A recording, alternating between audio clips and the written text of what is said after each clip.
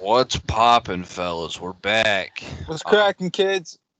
I gotta apologize in advance, dude. I'm so tired this morning. I don't know why. I'll be yawning all episodes, so keep that in mind. Um, Last weekend was pretty fun. You know, we had the two game sevens in Major League Baseball, boxing on Saturday night. Yep. College football last week kind of sucked. There was only a handful of good games. NFL's been a disaster for me, probably as well for you, but your team's still in it because the NFC East is dog shit. Um, let's see. We'll start this off with baseball just because it's fresh. Um, Rays take the Astros take the Rays to 7 games. They come back, claw their way back. Rays take care of business in Game 7. In the National League, Dodgers fight back from down 3-1 as well. They pull off the Game 7 win. Incredible performance in the outfield from Mookie Betts and Cody Bellinger. They've just been on fire in the outfield. Not what anybody would expect. You know, you see that lineup and you're thinking they're putting up runs. Well, they're doing that too, but defensively they're making even. I mean, they're all over the place. I think they've robbed like 5 home runs in the last like 7 or something like that. Not an easy task to do, but they come out. Dodgers come out in Game 1. Bats are on fire. I think Bellinger and Mookie each hit a homer. They win that one. I think it was 8-1 was the final. Something like that, yeah. And then last night coming back, Game 2, the Rays get out early. Brandon Lowe hit 2 homers. I don't know what that final score was. I think it was 6-4 maybe. But it's gonna be a good series, you know. Blake Snell pitched a solid night last night for Tampa Bay. Mm-hmm.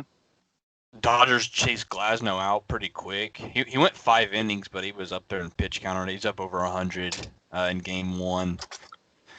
It's gonna be battle of the bullpens. Dustin May struggled last night. He gave up the 2-run shot to Lowe. I think it's in the 4th inning or so. But yeah, I mean, I don't know how much you've watched, but it's been an exciting series. Yeah, I watched Game 1. I didn't watch much of Game 2. I really think that series is a wrap. I think that Tampa Bay's best strategy to win the World Series was to pitch Snell innings 1 and 2 every game, Morton 3 and 4 every game, Glasnow 5 and 6, and then just try to get to Castillo in the 9th. I thought that was their best strategy. Glasnow is essentially going to be unavailable until Game 4 at the earliest. Yeah. Snell probably won't go off until Game 6. Morton's pitching tonight. It's just I don't think that they've got pitching, but the problem is that if you compare the lineups aren't comparable, right? I mean, Los Angeles' lineup is just night and day compared to. And I mean, don't get me wrong. The Rays have had some bright spots this year with Azarena, and Kiermaier's come up big sometimes. Choi's come up pretty big. Willie Adames, but when you're just going up against a lineup that has Cody Bellinger, Mookie Betts, Max Muncy, goodness, I mean, Jock Peterson, just so many weapons on that lineup. I don't think it's comparable. I think this one ends in 6. I think Dodgers win at 6. I think that may have been my original prediction at the beginning of the year. Shouts out to me, by the way, for correctly predicting the World Series matchup. Blind squirrel finds a nut every once in a while. National Nut Day. What can I say? Yeah, this one's a wrap. I mean, this one, I don't know. I thought I was pretty disappointed whenever I saw Glasnow go, as long as he did there in Game 1, because I think it kind of sealed their fate. Yeah, I don't know. This one is I mean, tonight's pitching matchup will be fun. I just don't know if the Rays have. It's Morton and Buehler. Yeah.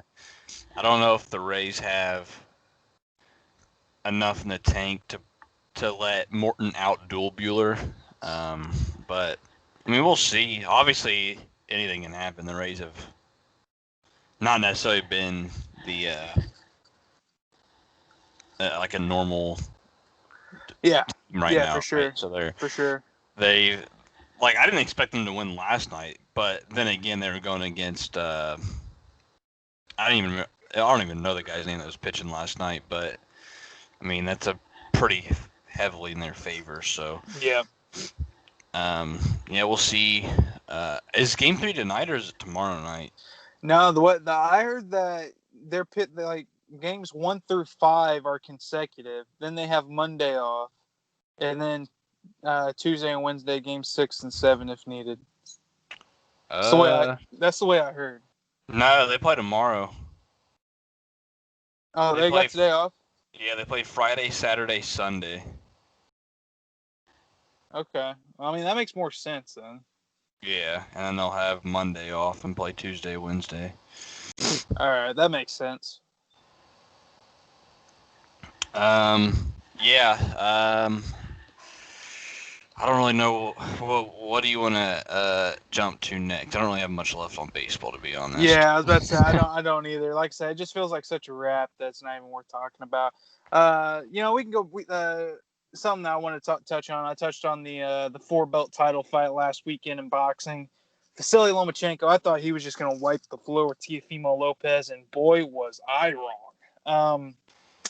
Yeah, that was embarrassing. That was embarrassing. I don't know what happened there. I mean, Teofimo. I mean, there really hadn't been a blueprint on how to beat Lomachenko. Salido beat him with a split decision, but he did a lot of dirty boxing, and I thought Lomachenko had. I don't know. I thought he had fixed that, but the thing is, he got outboxed. I mean, the guy. I think between his amateur and professional career, the guy's got a record of like 403 now. Like the guy, widely considered to be the most decorated amateur boxer ever, and now he's a former 3-division champ. But Lopez came out and he just had the jab working, and I expected Loma to lose round 1 because he usually does this thing where he doesn't fight much in the first round, maybe the first 2 rounds, because he downloads information and then he just comes out and really puts it on you. I mean, that's fine if you're going to take the first round off to see what the guy's doing, but you can't take the first 7 rounds off. You know what I mean? Like that's not a recipe for success. And Lopez kept it moving. He had great power punches, and there were no knockdowns, weren't any real stumbles. But when Loma finally got his offense going in the 8th, by that time it was kind of a wrap. He needed a knockout. My scorecard, I had the fight 116-112 for Teofimo. I gave him rounds 1 through 7, and I gave him the 12th. The scorecards were weird on this fight. I mean, there was a scorecard that was 119-109, which is asinine. I don't see how that could be possible. But I think there was one. I think there was a 117-111, a 109-108, and a 116-112, which I don't see how you can give Teofimo any other rounds 8 through 11. Some people had Loma winning the 2nd and the 7th, which would make it a 104 or a 114-114 draw. Yeah, I thought it was 116-112. Lopez, there's a lot of exciting fights out there for him now. I expect he's going to probably drop all 4 belts there at lightweight, move up to 140. At 140, I think Errol Spence Jr. is there right now. I don't think you could talk. You couldn't talk Bud Crawford into coming down to 140 to fight him, although that would be a great fight. Really, out of the 4, there's been 3 4-belt champions in the last 15 years. Crawford, Lopez, and then Alexander Usyk up at cruiserweight. That would be a great fight. A lot of good fights out there right now. Boxing's really exciting. Loma, he just had shoulder surgery here earlier this week. I think it'll be exciting to see what his next move is. The problem is that with Loma, he's a 126er, right? And he's competing for 4 belts at 135. And, there's many people who have done it, but it's like, the problem is that he can't go too much further up without just being completely oversized. Because I don't know if you watched the fight on Saturday. The guy was giving up a significant amount of size to Lopez, and the problem is that not only do you give up size at a certain point, you're giving up significant power. And Lopez just had a lot more power than what Loma did. And so, I mean, speed and technique are great, but when all it takes is one shot to put you down, it doesn't become that efficient at a certain point. So, pretty fun matchup there on Saturday. Yeah, I didn't. I forgot it was on, and then I flipped it over there. I mean, it was like in the 11th round, I believe, or something like that when I flipped it over. Yeah. So, And and I mean, catch. really, and the thing is, if you had started the fight in the 11th, you probably would have thought Loma was winning that fight. I mean, the guy looked good in like the last third of the fight, and then that 12th round, Lopez came out, was just firing on all cylinders. And I think by the time the 12th round came, the show was kind of closed in my book. But man, that was weird. That was not what I was expecting at Yeah, all. I know. I've heard of Lomachenko, so I figured he was gonna win. That's how it works for me. Yeah, yeah. But sticking on fighting Saturday, this Big Saturday card, coming up, big card. big card coming up. I was surprised to see that the fights they're playing in I don't know what do they call it, UFC Island or whatever. Fight Island, Abu Fight Dhabi. Island, Abu Yeah, Dhabi. Yeah, they've yeah, got it's a 2 p.m. Eastern card, uh, which sucks because I'm trying to watch some Big Ten football. yeah, Kicks off this weekend, but yeah, obviously the main fight of that one, the main event, as they say in the UFC, yeah, Gaethje versus Khabib. About forgot his yeah, name. yeah, That'll be a good fight. I hope Gaethje wins, just because I mean I like Gaethje. That's about all I've yeah. got on that front, but I know that's a big card, so I'll just take the floor on that one a little bit too. Yeah, that one's a big fight, and like you said, this one's interesting on a couple fronts because if Khabib loses, I think this will be his last fight. Really, he's done interviews this week saying after this he only has one more. He wants to fight GSP sometime in April. The problem is that once you start talking about fights in the future, that usually spells for bad omens for the fight you got coming up, right? Earlier this year, Max Holloway, he was talking about how he could go up as high as 185 and be competitive. What happens? He loses his next fight against Volkanovski, then goes out and loses the rematch.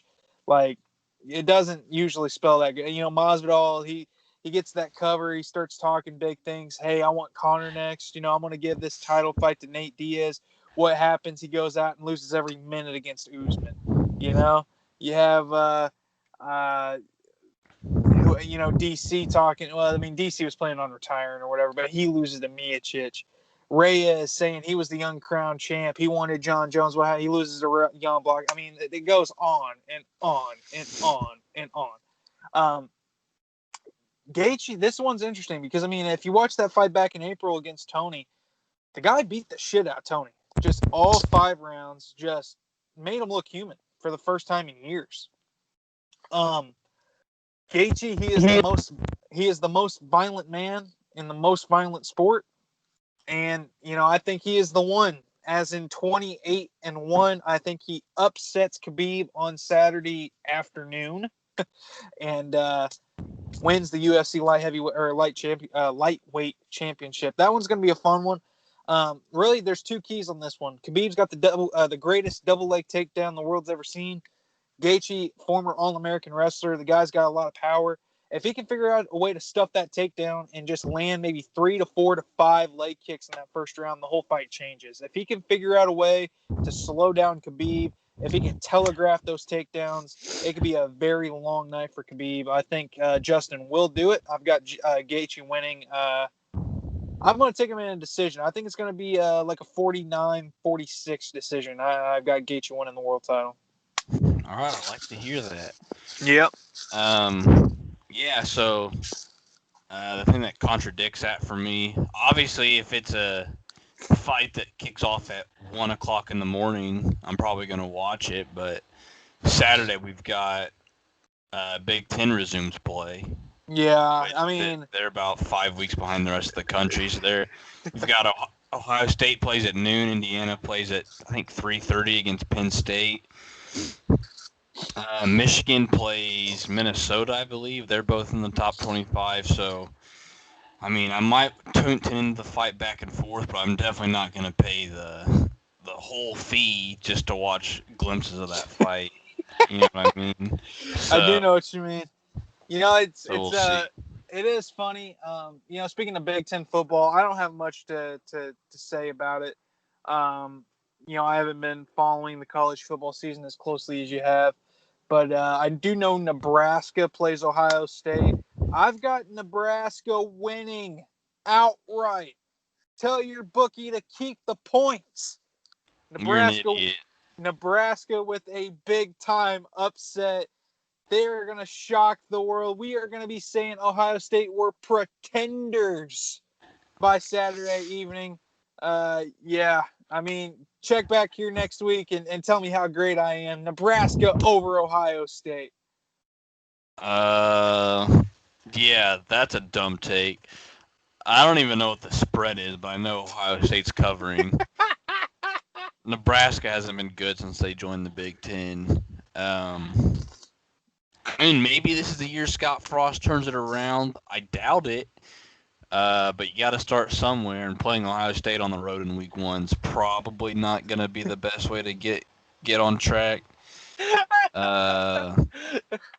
Next week, though, Ohio State goes to Penn State, 7:30 kickoff. We'll see what they do because usually that's the whiteout game at Penn State. But obviously, I don't know what they're going to do for fan attendance and everything like that. But hopefully, it's still a good atmosphere. It's one of my favorite games of the year. But yeah, I'm just glad Big Ten's back. It makes college football feel so much better. So I don't have to watch Notre Dame barely squeak by shitty ACC schools.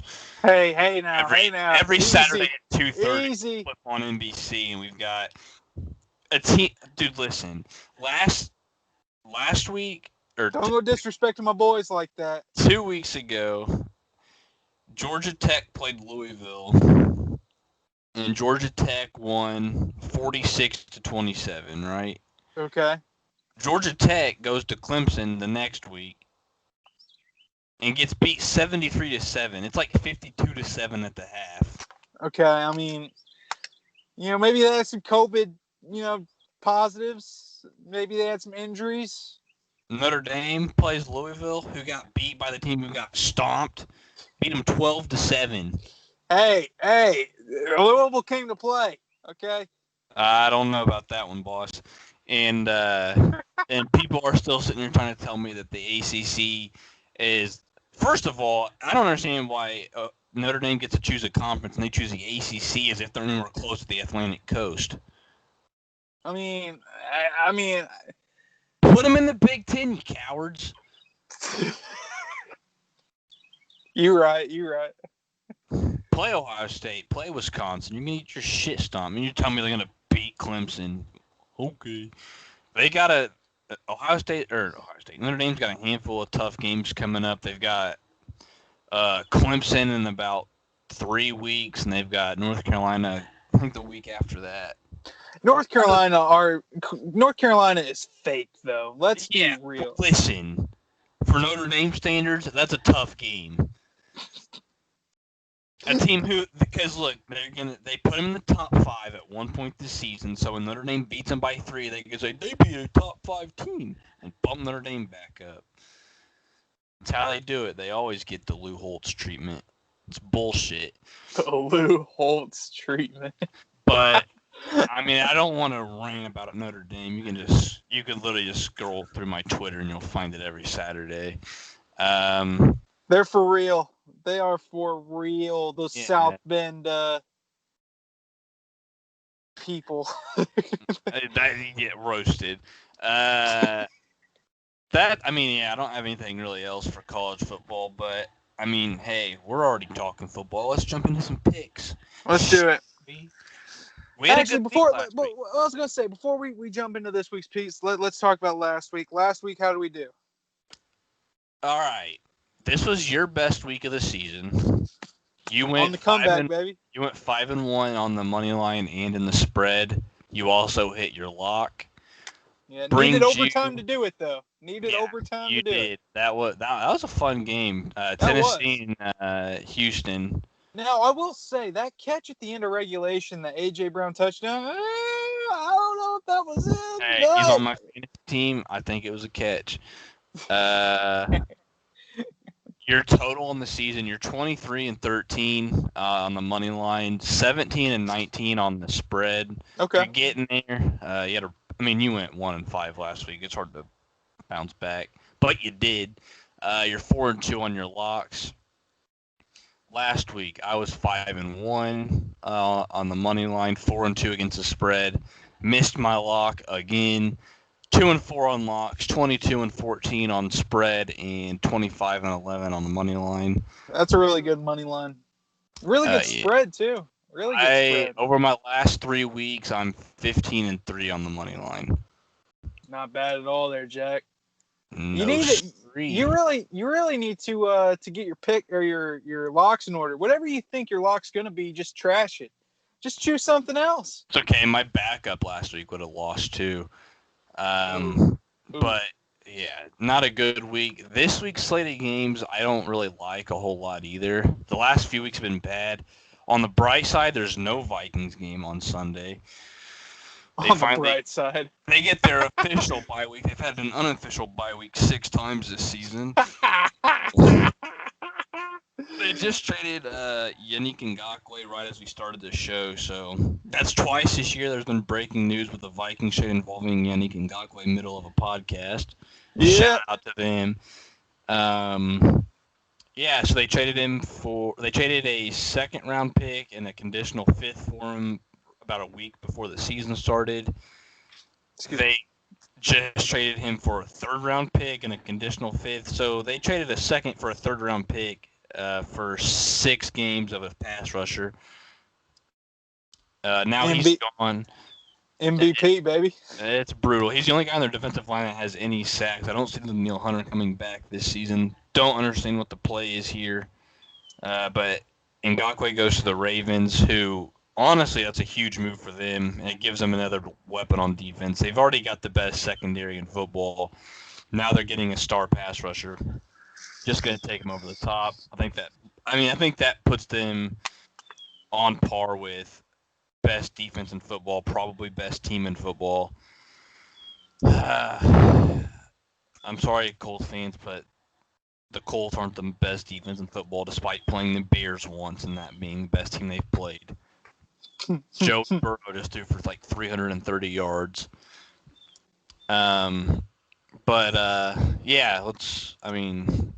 Before I get off topic again, dude, I'm all over the place today. It's not. Well, stay off topic for a minute. We need to talk about the NFC East. So we've talked about the Vikings a little bit. Let's talk about the NFC. All right. So it's no secret. I'm an Eagles fan. We've discussed this here on the potty a couple times. Last week they took the Ravens to the wire. You know what I mean? I mean they look good in that second half. Carson Wentz. I flip-flop on this dude so damn much, man. There are some weeks I'm like, this guy is dog shit. We need to burn him at the stake. He is trash. And then there's other weeks I'm like, this guy's our savior. This guy is our franchise quarterback. And like in the first half last week, it was like, well, here we go again, another 30-point L. And then in the second half, it's like, you know what? This guy's got a little something. He's got a little fight. You know what I mean? He showed more fight than Aaron Rodgers last week. I'll give him that. I don't know what to think of that team. I think if he had the weapons that Dallas has, I don't think last week, I know, like, opening drive of that game, I think they have like a 3rd and 20 at their own 5-yard line. He chucks a deep ball, and John Hightower, once again, shocker to nobody, drops it. Yeah. Would have been a big conversion, and then now, don't get me wrong. Over the last couple weeks, Travis Fulgham has looked good. But I don't know if that's just because there's literally negative talent on that offense. Yeah, just we've discussed it. If the Eagles are going to win games, hold the ball for 48 minutes of the clock. You know what I mean? Just give it to Miles Sanders, who's now injured. Just get the ball, just convert a bunch of third downs, maybe a fourth down here and there, and just hold on to the ball. They're not doing that. They're making Carson Wentz work. Carson Wentz is like a goalie who's overworked, right? I mean, if a goalie in hockey is just getting bombarded with shots, eventually one's going to go in, right? It's just the way it goes. If you make Carson Wentz have to make risky plays the whole game in order to succeed, the guy's going to make mistakes, right? And it doesn't help that he has nobody else to rely on, okay? He can dump passes horizontally off to Sanders or Boston Scott or whatever. But, I mean, whenever the defense knows that's literally their best shot at getting yards, it gets stuffed every time. I mean, you're not throwing it to any of the receivers. I mean, their first round wide receiver who got drafted, he's out with the injury. He hasn't played a snap this year. Deshaun Jackson, he's not in there right now. I mean, who else? I'm sure I'm missing others. Alshon Jeffrey, I think he's out too. I think he's still on the team. I have no idea. It's just when you're relying on guys who nobody had on their fantasy teams at the beginning of the year, I don't know. I flip-flop on him because it's like some weeks he looks terrible and then other weeks he looks great. And if he had the weapons Dallas has in terms of a running back like Zeke, wide receivers like CeeDee Lamb and Amari Cooper, an offensive line that, more respectable than what Philly's is. You know what I mean? Granted, now Dallas's defense is terrible, but it's like, I don't know. I mean, I don't know. I think Philly ends up winning that division. Obviously, if any of you guys saw the Monday night game, Dallas's defense is atrocious, so somehow their offense looked worse. Yeah, dude, all right, two things. One, I'm in the same boat as you on Carson Wentz. But mine's more so first half of games, I think he sucks. Second half of games, he looks okay. I don't know what changes at halftime. Second, that game Monday night, Gosh, that was bad. Kyler Murray started the game. He didn't throw well. I'll give you that. But he missed a throw in the first quarter, and everybody's like, "Oh, Kyler Murray's not even good," because it's like the first time this season he's been on national television. Everybody's like, "Oh, this guy was supposed to be an MVP candidate. This dude sucks." We're writing a dude off after 7 minutes of bad play. Look what he did the rest of the game. He Pieced him up. He pieced him, ran it all over him. He had a couple big, I think he had an 80-yard bomb and a 50-yard throw to Nuke. Listen, he might. That's probably the worst passing performance he's had, and he diced the. I mean, I think he completed 9 passes, and his team scored 30-something points. Yeah. I'm sorry, but the Cowboys suck. Andy Dalton is not as good as I thought he was, apparently. I don't know if it was just because it was jitters of his first game really taking over, but, man, he made some horrible throws. Budda Baker for Arizona, superstar. Doesn't get any sort of respect that he deserves. Highest paid safety in the league, and I bet you ask any NFL fan, you say who's the highest paid safety, highest paid defensive back in the league, and nobody's going to say Budda Baker off the top of their head. Yeah. Dude's just an absolute playmaker. I believe he got his first career interception on Monday. Oh, really? Which is odd because usually you see a guy make that much money, they force turnovers, but that's just not his game. He's more of a thumper, despite being like 5'9". But I mean, damn, Arizona's tough. I think they're 4-2 now. Yeah, I think you're right. And they're third in their division, I believe, because you've got. Actually, I don't know what they are. Is San Francisco last in the division at 3-3? Yeah, I think you're right. I believe they're 3-3. Yeah. The Seahawks are 5-0. 5-0. Cardinals are 4-2. Rams are 4-2. Niners are 3-3. Niners are dead last, and they'd be like 2 games up in the NFC East. Yeah. Pitiful. Yeah. No, the NFC East is just the problem. Someone asked me yesterday, while I was at work, they asked me, they were like, "Well, do the Eagles do they have 53 players left on their squad?" And I'm like, I don't know if the NFC East has 53 players left that are healthy. I saw something on Twitter, and again, I forget who it was, so I can't properly give the credit. but it was like an all-star team for the NFC East. Like if you took the best players at each position, like what the lineup would look like, and I swear every comment was like, "Yeah, this team goes 8-8." Yeah, I mean, It, I would assume if Dak's healthy, he's the guy at quarterback for that division. Running back is probably Zeke. yeah, I would say so. I mean, It'd be I mean, Zeke or Barkley if he's healthy, but I don't know what the. I mean, I would assume it's Zeke. Wide receiver. Are you just picking the Cowboys guys? Because I don't know yeah, anybody. I mean, McLaurin is the only other guy in that division that I would consider in that category. well, I was gonna say you're not putting Golden Tate No. as a top 3 receiver. Offensive line, good luck. Yeah. Defensive line, I'm taking DeMarcus Lawrence, and then everybody else that Washington has, and Fletcher Cox. Put Fletcher Cox in the middle. Give me Chase Young, like dude. But there's not a single good linebacker in that entire division. And I was about to say, I mean, even if you look at defensive backs, I mean, you got like Darius Slay, and that's like it. Yeah, you're gonna go Darius Slay, probably Kendall Fuller with Washington. Safeties, oh shit, there's not a. Landon Collins is one. Good luck finding a second. I mean, holy shit. Yeah. I don't know. Cowboys definitely don't have any. No. Giants don't. The Giants have a rookie, but he's not playing right now. Jabril Peppers maybe, but you're gonna go 2 strong safety. That division is bad. Holy shit. Yeah. Look at it on paper. There's not a single superstar that's healthy right now. No, that whole division has just been decimated by injuries. And then you have teams like the Rams, who've already played all 4 teams and stacked up 4 wins. So, yeah, it's just sad. And so if we haven't pitched you enough, tonight's Thursday night football, baby. Eagles Giants NFC showdown. I don't know who's gonna win. I don't know what to expect. I don't know if Daniel Jones going to throw for 400 yards or is he going to throw for 150 with 6 turnovers? Probably a mixture of both. Fair. I mean, Miles Sanders I don't think is going to play.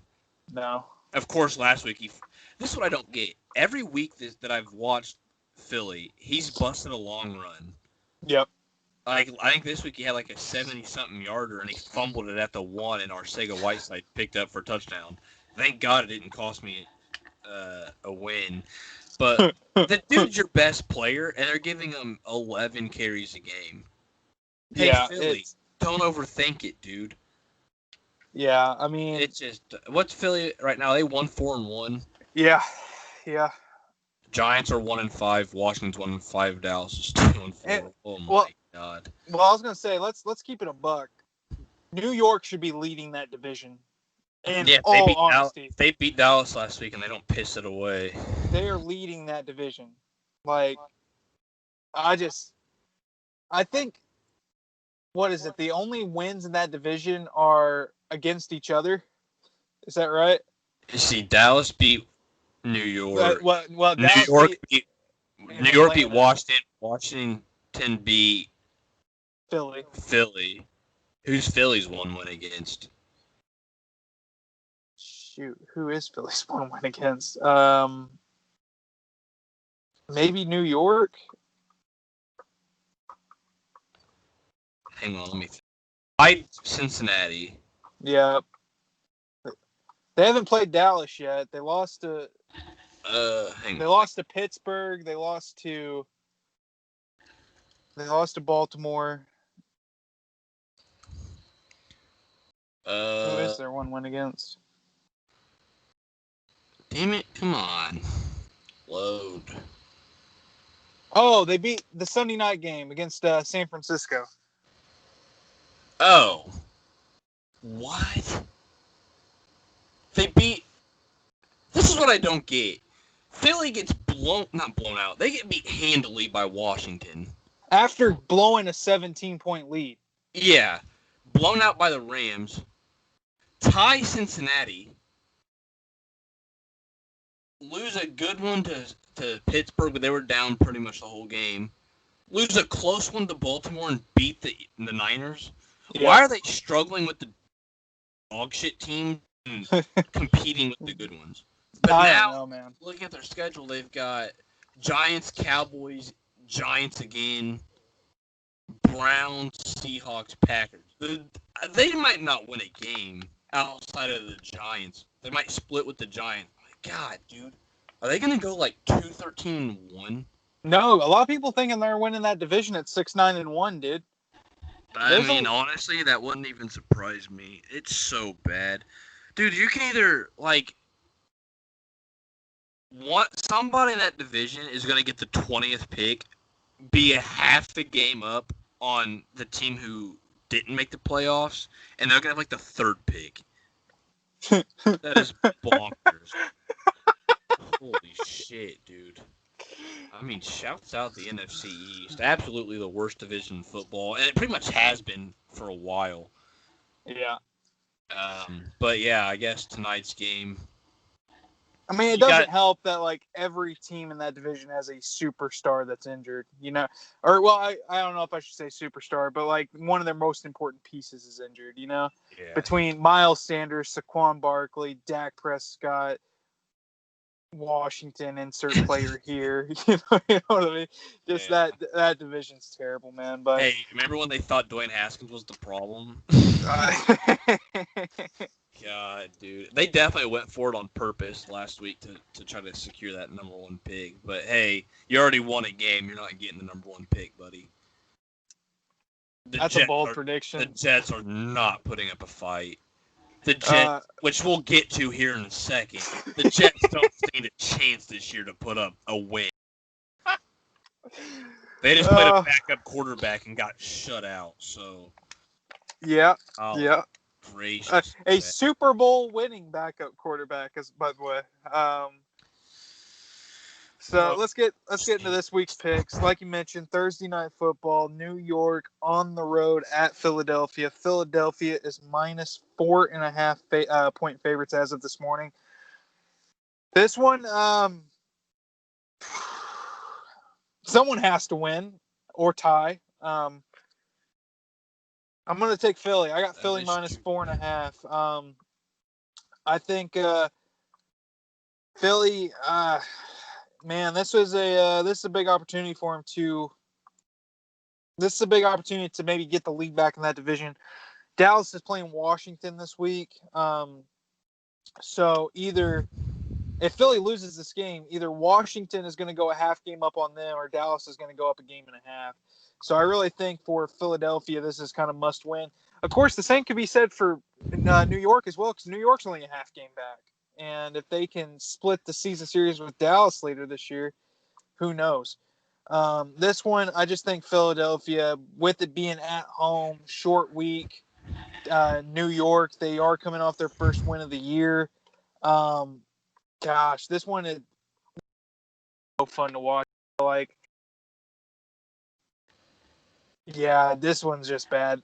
The only thing I am confident about is that this goes over. All the Thursday night games this year have gone over, I believe. Philadelphia, 33-24. What a rough one. I got it. I'm in the same boat. I've got it 31-23 Philadelphia. Okay. Philly covers. Philly takes it. So obviously the Giants are going to win by 30. Man. I'm glad there's no baseball. That makes me I'd have to contradict watching this game. Because I'm going to watch it regardless. But, man, I'm not excited about it. I would rather watch the Jets play the Bengals practice squad. And the practice squad probably takes it. Want to jump to Monday night? Get it out of the way? Yeah, let's do Monday night. Monday night, we got Bears and Rams. I don't know where it's at. It's in LA. In LA at SoFi. I've got the Rams covering. I know you've got the Bears, I believe. I don't want to spoil any picks, but I got it at Rams minus 5.5. But I've got them taking it 31-20. Okay. Okay. Yeah, I mean, spoiler alert, it was, he did give away my pick here. I do got Chicago not only covering, I've got them winning outright. Tell your bookie to keep the points.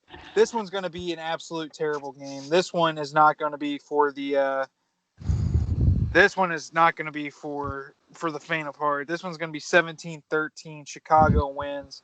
I think Chicago, what they're going to do is I think they're going to run the ball quite a bit. I think they're going to keep their defense off of the field. They're five. I think they're pretenders, though. I mean, this team for a 5-1 team, man, they get treated like they're a 2-4 team. Granted, I mean, they do got Nick Foles at quarterback. He seems like he's better coming off the bench, but I think that they're going to come out and I think they're going to put up points this week. Not that many, though, but thank God they have a defense. This one goes under 45. Not excited for that game at all. Yeah. It'll be an ugly one. Bowling shoe ugly. Yeah, but I think I don't know. I just don't know what Rams team we're gonna see. Yeah. Because sometimes, I mean, they can dominate you. They got limited by the Giants. They got shut down by San Francisco, but then they'll probably drop like 38 on somebody, and not even. And really, I think it depends on what happens in the first quarter. If Chicago can jump out to a 7-0, 10-0 lead, I think that LA, they'll start trying to air it out, and I think Chicago can capitalize and maybe force a couple turnovers. So, on the flip side of that coin, if LA can get out to an early lead, maybe score on their opening possession, I think this could be a long night for Chicago. Either way, that game's going to be terrible. Don't tune in. Definitely don't. It's going to be bad.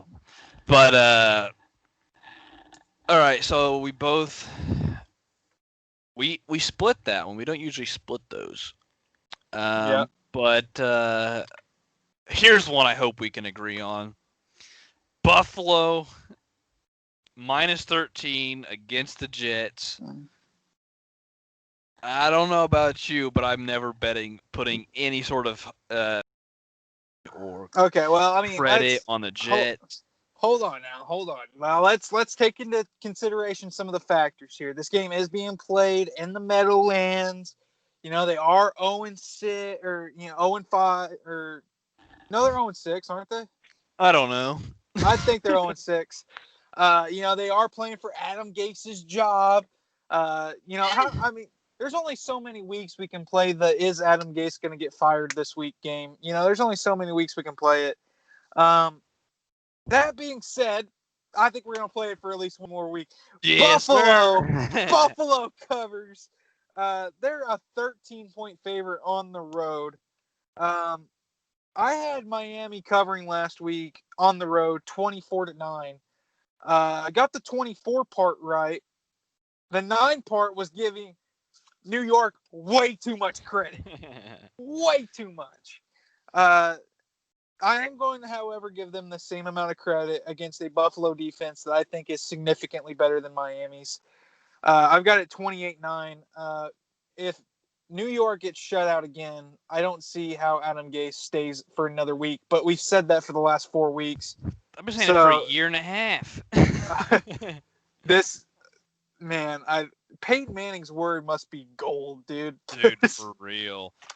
I mean, I don't want to steal your shine, but I've got the Bills taking it 27-10. I mean, okay. The Jets Dolphins last week. Listen, now Ryan Fitzpatrick. I said last week that could have been my lock of the week was under 47. I didn't realize it was going to be a lock by halftime. Like that was bad. I believe the two teams combined 3 for 27 on third downs. Nobody could do anything. And then Fitzpatrick, like honestly, great dude, but he's acting like he's shocked that he got benched. Listen, you're not great. You're not a Hall of Famer.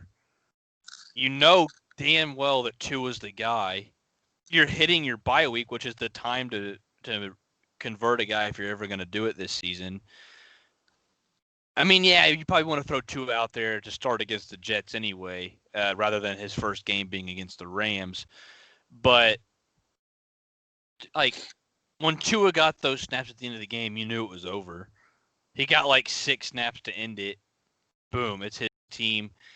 I think the Dolphins can make a run at the playoffs this year, and Tua gives them the best shot to do that. So, I mean, I don't understand this whole, well, we got a lefty quarterback. I don't understand how that's going to work. Listen, Alabama had a lefty quarterback for however many years when Tua was there, and they have now 4 wide receivers who are going to be first round picks as a result. I think they'll be all right.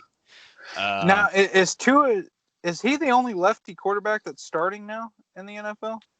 I believe so, yeah. I'm about to say, I I believe he's can't the think only of lefty in the league. I can't think of any other ones off the top of my head. Yeah, I don't have any that come to mind. Shouts out to the greatest left-handed quarterback ever, Michael Vick. Gang, gang. Pretty rude to just discount Mark Brunell. Man, that game. Listen, if you've got Sunday Ticket and it offers to let you watch the Bills Jets game, call your lawyer. Try to get something going because there's no way in hell they should be even encouraging you to watch that dumpster fire of a franchise. The Bills have lost 2 in a row, so I'm surprised that their spread is honestly 13. They looked pretty bad last week against Kansas City. Didn't look great against Tennessee the week before. Well, I mean, God, I just don't trust the Bills anymore. Okay, but let's be honest though. Do we think New York is anywhere on the level of Kansas City and Tennessee? They've both got offensive gurus. Listen, Eric Bieniemy, Adam Gase, offensive quarterback gurus. I'm sorry, the Chiefs, they're 5-1. They don't have a single 0 in their record column. Jets do. Jets do. They got a 0 in the tie column. You know, that is relevant this year. That is true. But hey, so do the Jets. So, Man, Trevor not... Lawrence is going to go to the Jets. That's so sad, man. The Jets do have a bunch of draft picks. I believe they have 2 picks right now in the top 33. Or 3 picks in the top 33. 2 picks in the top 33? 3. Oh, in the top 3 overall? No, 3 picks in the top 33. Oh, I thought you said 2 in the top 33, and I was like, by definition, they would have 2 in the top 33. Dude, they're gonna god damn, dude, they're so bad. No wonder Jamal Adams won it out. Holy shit. Jumping ahead, I'm not gonna go 3 straight weeks worrying about the Jets. We both picked Pittsburgh and Tennessee. I'll let you go first on this one. Yeah, so this one matchup of the undefeateds, both 5-0. I think they're the only 2 undefeated teams left, other than Seattle. And this one's a toss-up. This one is a toss-up. Now, we did get different lines for this game. There has been a big line shift overnight. I think you got this game at Pittsburgh -2. And now Pittsburgh is +1.5. I don't know why the line has moved that much. Yeah, I don't either. This game is being played in Tennessee. I've got Tennessee covering and winning 27-24 over 50.5. Last week, you know, they had a shootout with Houston. Derrick Henry looked like a world beater last week. This guy, I mean, best running back in the league as of right now. I mean, Tannehill, he goes out, makes a lot of good decisions, doesn't cost you the game too often. That last drive at the end of regulation, I mean, they kind of had to bench Henry because they needed a tutty. And Tannehill went down there and got them exactly what they needed. Tannehill got that game into overtime. We mentioned the A.J. Brown catch earlier. Not sure if that was a catch or not. Dude, you know, I digress, though. This week, I think they're going to be moving the ball pretty well. I think that they're going to come out. I think this is going to be a statement game. You know, a lot of people were counting them out against Buffalo. Buffalo was looking really good at that time. Look what happened. They blew them out. I don't think they blow Pittsburgh out, but I do think they show up ready to play. This one being at home, I think is going to offer a little something different.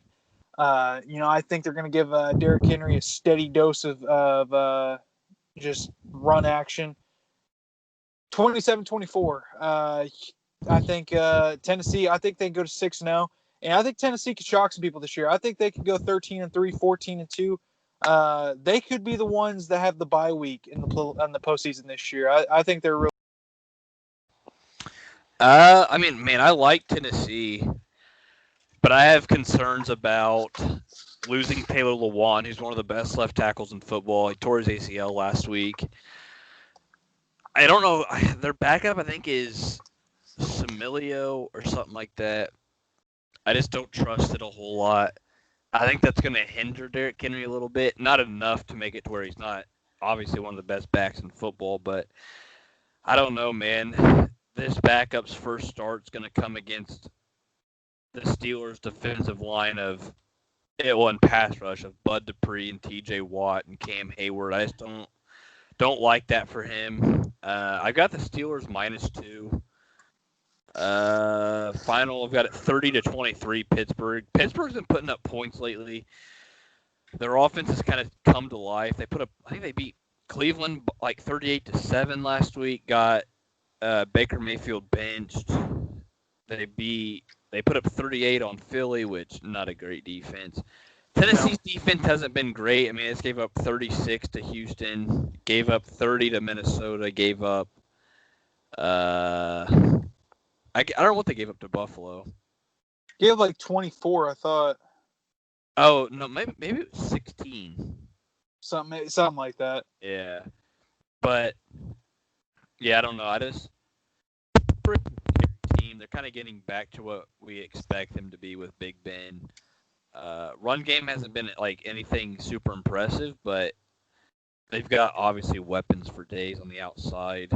Defense is coming to life. Minkah Fitzpatrick is one of the best safeties in football. So, give me Pittsburgh, but I'm not crazy about the pick. Obviously, with that line shift, I don't know if I'm missing something either. Yeah. I'm about to say 3.5 points is a lot for just general consensus to move that much. Something has had to happen in favor of the Titans in the last 24 hours. Whoa.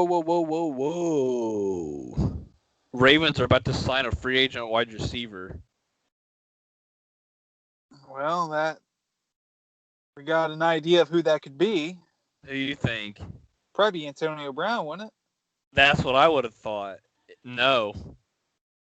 Oh, wow. Really? Another aged veteran, though. Dez Bryant? Yes, sir. No kidding. Yeah, they're expected to sign him according to Bleacher Report. So, how about that? What a untimely move. I don't know. Man. I mean, I get that they want size, but I don't understand that. I don't know. I don't know if that takes him over the top or anything, but no, I mean, they have a big play offense, right? And I mean, I guess Dez Bryant would help you out with big plays, but no, I don't know how I like that signing or not. I don't hate it, but I think there's better options out there. I like Dez Bryant, but I don't know. Why not use Duvernay more? Right. You know what I mean? Unless they're just trying to get a red zone threat in there because they don't really have any size at wideout. But no. I don't know. That's interesting. Maybe it'll make us look stupid for doing it, but we'll see. Yeah. Let's see. Save your luck. What's your fifth game this week? Kansas City -9.5 at Denver. This one, Kansas City's on a roll right now. They look great. Kansas City, I think they played Buffalo on Monday night. They look good. Patrick Mahomes didn't have that great of a game, but CEH had a fantastic game. And I think this is going to be the first game where Le'Veon Bell is available. Am I right? Yeah. So I expect Kansas City to control tempo. I expect them to put up a lot of points. I expect them to chew up a lot of clock. I think this one, the final score is going to be a lot closer than what the game indicates. I think that they're going to go up big early and then give up some points late. I've got Kansas City covering the 9.5-point spread, winning 30-20, over 46. Yeah, this one's going to be a lot of fun for the Arrowhead faithful. Yeah, I was hesitant. I didn't pick that one just because Denver went into Foxborough last week and beat New England. And that was a weird ending to that game, but I just wasn't confident. And I Until don't they know. put Brett Ripien back at quarterback, I'm not entirely sure how I feel about that team. No, Drew Lock is 100 times better than that dude. Okay, well, who's got the better record by winning percentage this season? What's Rippon's record? 1-0, dude. Beat the Jets on Thursday night. Is that the only game he started? I think so. Oh yeah, because he came in off the bench against Tampa Bay and threw a pick. I mean, I don't know. Drew Lock's my guy. Chiefs, I just don't know how they're going to implement Le'Veon Bell. And I hope they use him a lot because I have him all over the place. I have so many guys on bye weeks, it's not even funny. But yeah, I jumped across. I did take an NFC or AFC West team. Chargers -8 against Jacksonville. Jacksonville has not been impressive at all since their Week 1 win. Everybody thought they were going to be the worst team in the league.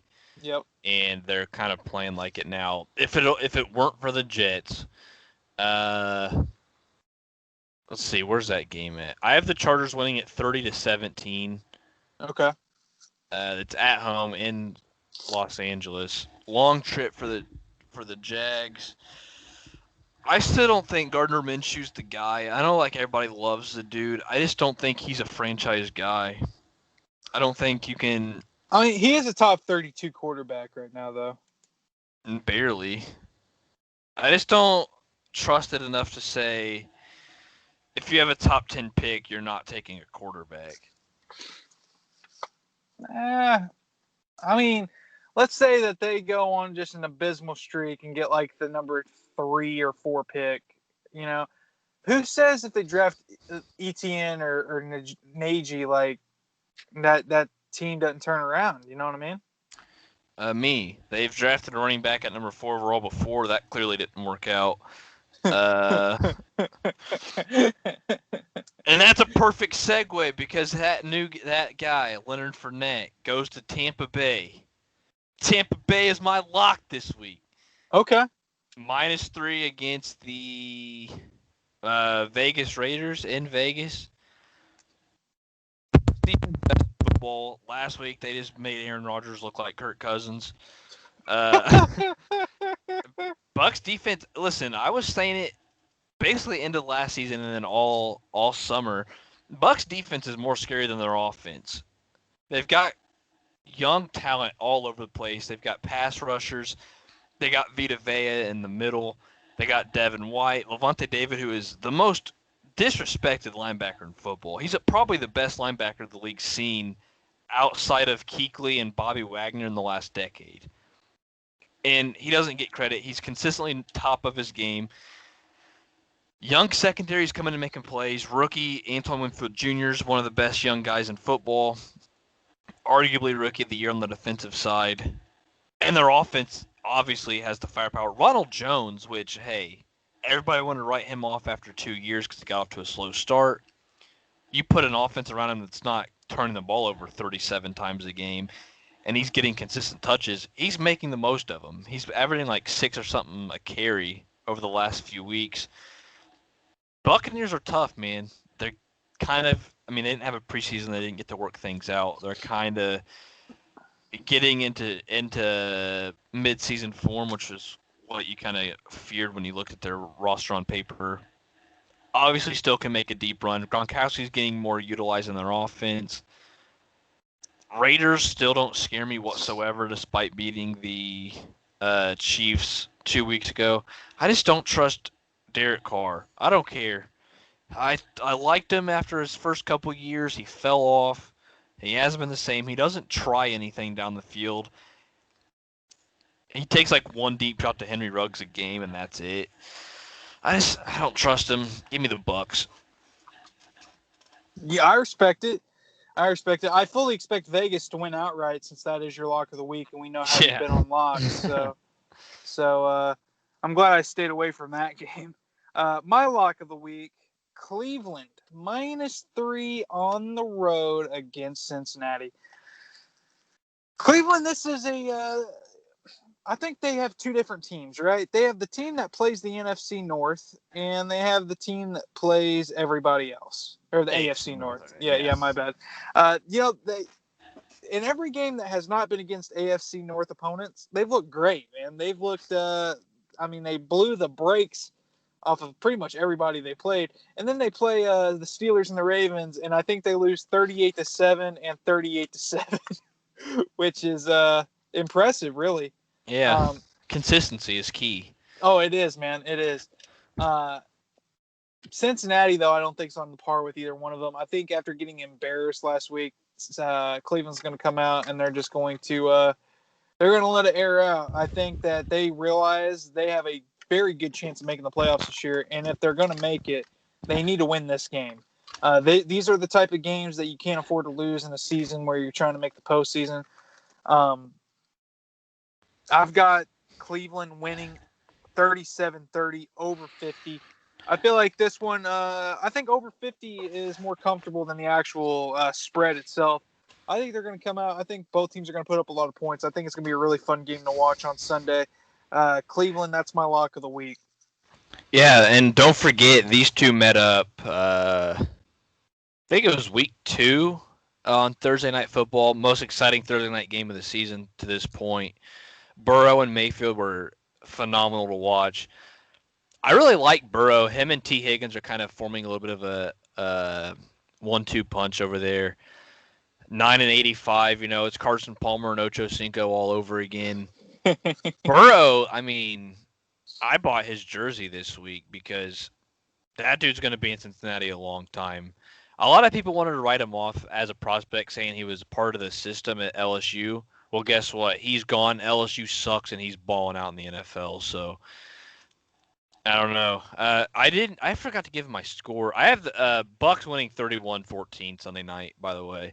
I But respect it. the Bengals, I really like watching them. They're just not good. They're one of those. It's different than like you look at like Washington, who sucks, or the Jets, who there's not a word for how bad they are. The Jaguars, they're kind of in the same boat as Cincinnati of just being fun, but like their offense can score. Their defense has some playmakers, but they're just a bunch of old dudes. You still got Geno Atkins over there. You still have Carlos Dunlap. At some point, you got to consider trading them, trading AJ Green, trying to get extra stuff for the future because they have such a bright future with Mixon, Burrow, Higgins, Boyd. They got some young corners. They got Jesse Bates at safety. They've got the pieces, but they're just not utilizing it the right way. They're also talking about trading John Ross now, who hasn't really done anything. I don't know why he thinks he has the power to demand a trade when he's been an absolute bust for the better part of 4 years. But hey, if you want out, you want out. I can't blame you. So we'll see how it works out. But man, give the Bengals like 2 years. They're going to be a tough team to beat. That AFC North is going to be fun. Yeah, I don't know. Not as fun as the NFC East, but we'll have to agree to disagree on that. Hey, Vikings maybe 4 games out of the NFC North, but they're only 1 game out of the NFC East, baby. Perspective, right? Yes, sir. At least we suck on purpose. Hey, whoa. They just said because of the trade to Ngakoue, people thought maybe the Neil Hunter's coming back. Psych, nah. He just got season-ending surgery on his neck. Now NFL Network's reporting that this offseason. It's either going to be extend them and make him the highest paid pass rusher in football or trade him. That's not great. You went from having two of the best pass rushers in football to them playing 0 snaps together and neither being on the team in the 2021. So, Man, I can't believe I took Minnesota to go to the Super Bowl this year, bro, I man. feel that one. But hey, I Oh, will stay on the bright side. At least Justin Jefferson's giving them some life. I yeah, mean, shit. That dude's put up like 570 receiving yards in 6 games. As a yeah. rookie, he only Can't started believe 4 games. I mean, I'll take it. Hey, I can't I believe will the say though, Eagles passed up on him, man. you've got a head coach.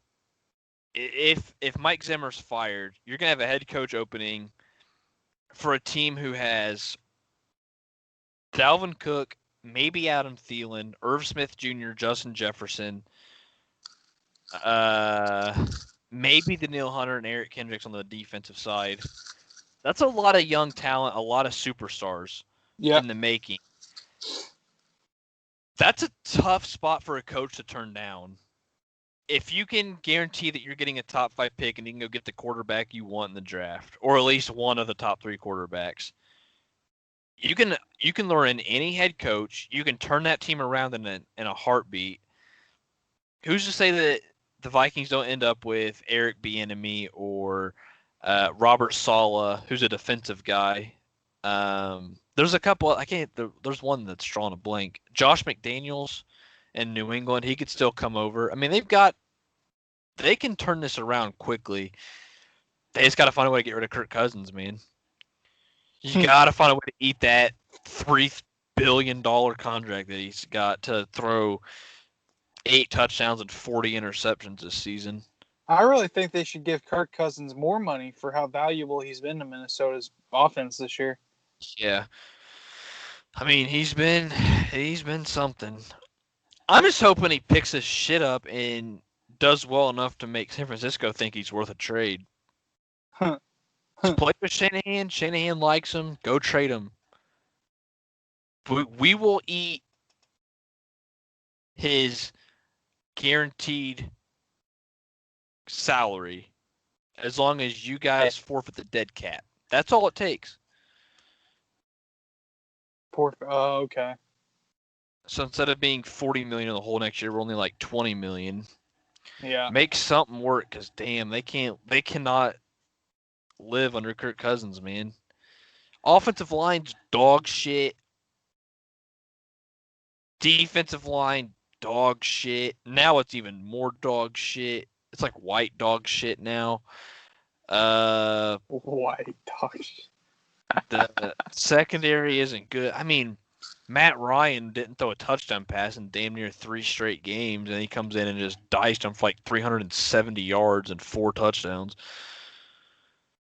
It's been a long season. Yeah. On our front. Yeah, I think our teams are combined 1-9-1. Hey. Maybe 1-11-1. Oh, 2. What, 2-10-1? 2-9-1. Oh man. So, we're obviously rooting for the right cats here, I will say, I just had something in my mind. Shit, it was a good point too. There was, let's see, the Vikings suck.